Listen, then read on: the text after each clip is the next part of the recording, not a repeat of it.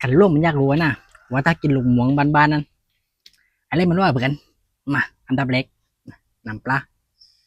บีบเลยบีบให้หลอดไปเลยอืมอืม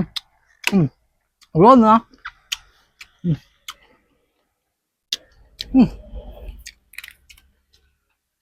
ดับส่งตามมาหลอดดีมีหลอดดีไงหลอดดีไม่มีเดี๋ยวเลยจะตาเจงไปอืมอืมมันร้อนอยู่แล้วนี่นะดับซ้ำโป่งมา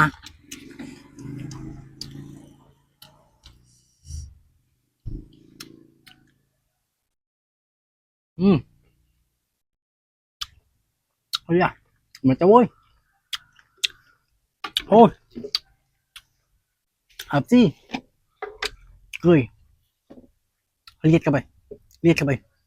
เลียดเข้าไปเลยนั่นปุ่นปุ่นอืมอืมอ๋อร่วงหวะเกยร่วงเปลือก